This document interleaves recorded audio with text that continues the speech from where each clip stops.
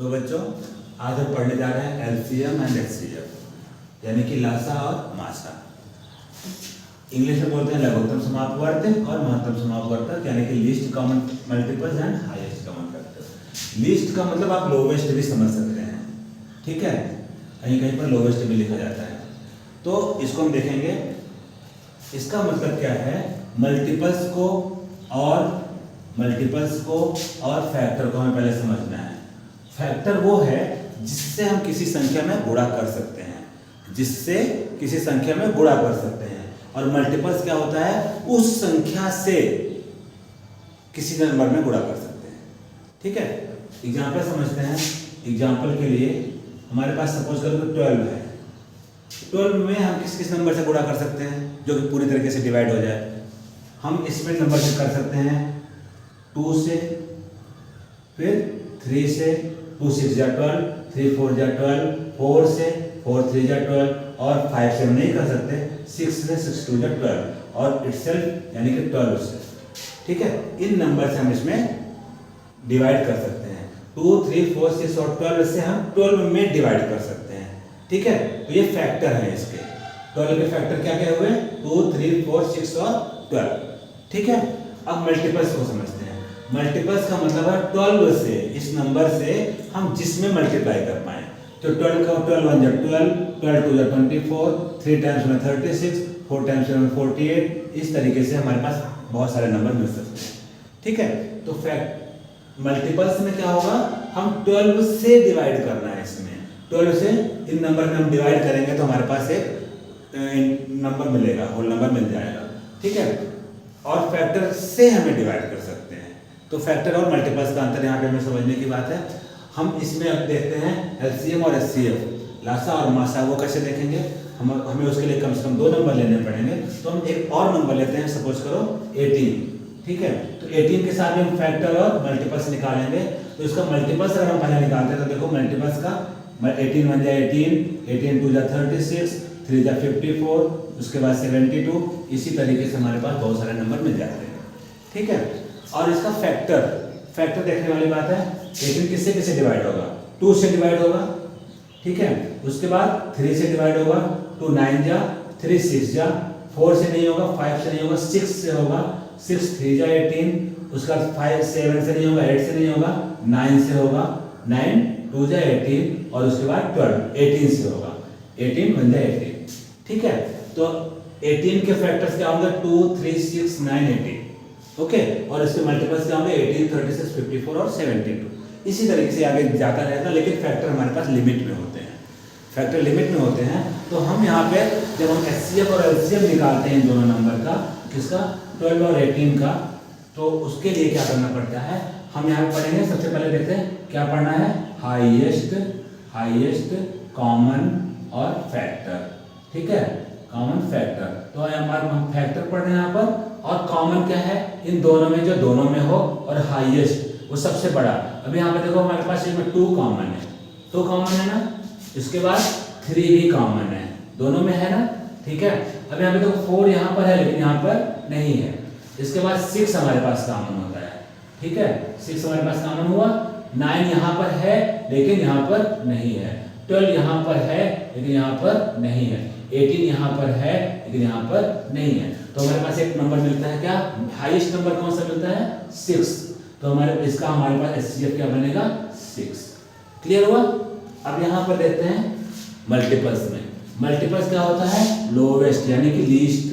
हम यहाँ पे लोवेस्ट लिखते हैं, लोवेस्ट कॉमन फैक्टर, ठीक है, multiples, sorry, lowest common multiples. अब ये मल्टीपल्स पढ़ रहे हैं यहाँ पर, कॉमन जो दोनों में हो, और लोवेस्ट का मतलब जो सबसे छोटा हो। सबसे छोटा देखो यहाँ पर 12 है, यहाँ पर नहीं है। 18 यहाँ पर है लेकिन यहाँ पर नहीं है। 24 यहाँ पर है, यहाँ पर नहीं है।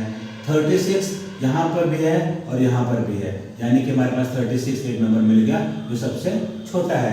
तो ध्यान देने वाली बात है, यहाँ पर 48 है, यहाँ पर नहीं है। यहाँ पर 54 है, यहाँ पर नहीं है। अगर हम इसके आगे जाएंगे तो 12 4 जा 48, 12 5 जा 60, 12 7 जा 72।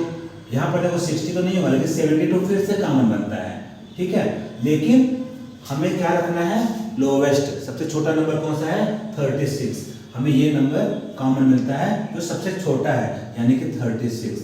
36 हमारा बनता है एलसीएम ऑफ 12 और 18 और 6 बनता है एचसीएफ ऑफ 12 और 18। ठीक है, अब इसको हम निकालते हैं कैसे हैं सॉल्यूशन। हम यहाँ पे क्या करते हैं, एलसीएम जैसे हमें निकालना है तो 12 और 18 हम दोनों को लिखते हैं और इसका मल्टीपल हम इसको फैक्टर इसका करते हैं, फैक्टराइजेशन करते हैं, गुणनखंड करते हैं। तो हमें सबसे छोटा सा नंबर देखना पड़ेगा, कौन सा नंबर, प्राइम नंबर। तो पहले 2 से डिवाइड करेंगे दोनों को, तो 2 6 या 12 और 2 9 या 18। फिर दोनों को 2 से फिर से डिवाइड करेंगे, 2 3 या 6 और 2 9 डिवाइड नहीं होगा तो इसको 9 एज इट इज लिख देंगे। ठीक है, इसके बाद अब 2 से कट कटने वाला, 2 से डिवाइड करने वाला कोई नंबर नहीं है, तो हम यहाँ पर लेकिन अगला नंबर 3 है तो 3 से लिखेंगे। 3 से डिवाइड करेंगे तो 3 1 या 3 और 3 3 या 9। फिर से 3 है तो हम फिर से 3 से डिवाइड करेंगे 1 और 1, तो हमारे पास 1 1 आ गया। उसके बाद हमारे पास कोई नंबर नहीं बचता है, तो हम इन सब का मल्टीप्लाई कर देंगे। 2 इंटू 2 इंटू 2 इंटू 3 इंटू 3, ये 2 2 जा 4, 4 3 जा बोलो 4 3 जा 12, 12 3 जा 36, तो 36 हमारे पास बनता है एलसीएम। ठीक है, ये हमारे पास एक नंबर मिल जाता है एलसीएम का। अगर एचसीएफ निकालने के लिए हमारे पास 2 तरीके हैं। तो सबसे पहले हमारे पास फैक्टर मेथड है। ठीक है, फैक्टर मेथड यानी कि जिसको हम बोलते हैं गुणनखंड विधि। ठीक है, गुणनखंड विधि, इसमें हम क्या करते हैं, अलग अलग सबका फैक्टराइजेशन करते हैं। पहले 12 का करेंगे तो क्या हो जाएगा, 2 से 6, फिर 2 से 3, फिर 3 से 1, और 18 का अलग से करेंगे तो 2 से 9, फिर 3 से 3 और 3 से 1।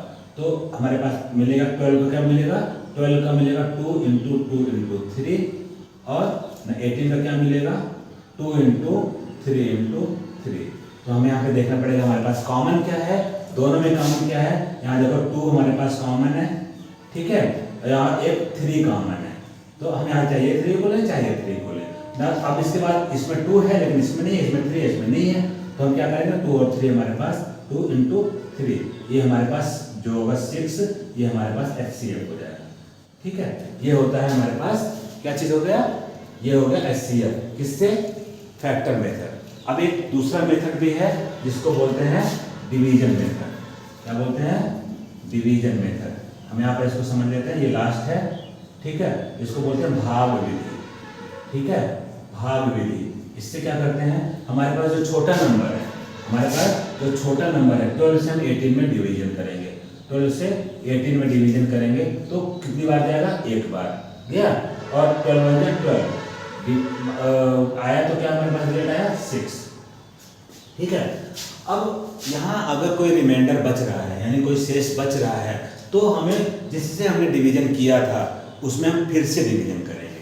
तो हम 6 से 12 में डिवीजन करेंगे, तो 6 2 जा 12, यहाँ पर खत्म हो गया, यहाँ पर रिमाइंडर कुछ नहीं मिला, यहाँ पर शेष कुछ नहीं मिला, तो इसका मतलब ये पूरी तरीके से डिवाइड हो गया। किससे डिवाइड हुआ, 6 से। ठीक है, तो जब 6 से डिवाइड हुआ तो हमारे पास जो एचसीएफ होगा, एचसीएफ विल बी 6। ठीक है, ओके, ये हमारे पास भाग विधि है और ये हमारे पास गुणनखंड विधि है। ये हमारे पास फैक्टर मेथड और ये डिवीजन मेथड। ठीक है, और एलसीएम निकालने के लिए एक यही रास्ता है, एक यही तरीका है। ठीक है, ओके बेटा, समझ में आ गया होगा आपको। Thank you.